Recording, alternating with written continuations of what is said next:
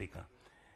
Mr. Speaker, I happen to be in a very unique and complex position.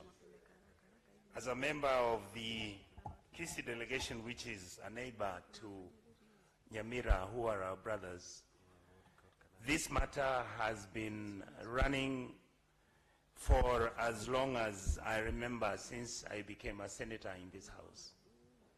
Members of the County Assembly have constantly disagreed over the issues in Nyamira, and on several occasions, different individuals have been blamed for the issues that have been happening and the things that have been happening in Nyamira. I don't want to spend a lot of time explaining those things. Mr. Speaker, even when that is a very complex and maybe completely political issue which needs to be sorted out, I stand and defend my positions based on the law.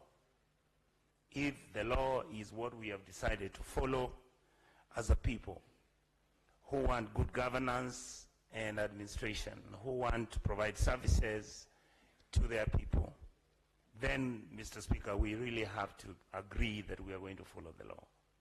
My wish would have been that we listen to all the charges that have been brought, but then that means that we would have preempted the discussions about the issues of the PO and indeed the rest of this case. My suggestion would be, if members of this House feel that the threshold was not reached, then we accept that as a position. And the problem that I was unable to interrogate, Mr. Speaker, was that in Nyamira, there were 3 members of the County Assembly who were not there when these elections were taking place. Not the ones who traveled, but there are about 3, I think 2 were having by-elections the other day, and 1, I think, had passed on. And they had not been at the Assembly for close to 2 years. So what many people were asking me as I was sitting here is, the fact that these people who've been at the County Assembly have only been 23, what does it mean? My worry is, if you are going to impeach Mr. Nyaribo with 21 or 22 members of the County Assembly, and this House convicts, there's a likelihood the court will actually refuse to convict. And Mr. Speaker, what I would want to encourage my colleagues here is that let us follow the law and make a decision whether that law is good or bad.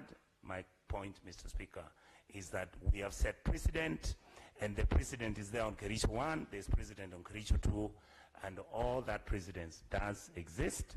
But I also, Mr. Speaker, wanted to mention that I was very impressed with Katwa Kigen's argument that when you have those people, if they are 21 or 22 in the County Assembly, does the law actually allow them to then vote because they're the ones who are sitting there, or can they then even vote through proxy and continue making the arguments they're making? So my argument, Mr. Speaker, is that if the law, which is that the threshold should have been 24 members of the County Assembly, and that threshold was not arrived at, then, Mr. Speaker, we should let the matter rest. Thank you so much. Senator Boni. Thank you, Mr. Speaker. Mr. Speaker, at the beginning, when I listened to the PO, I saw it as a straightforward case of 35 times 2/3.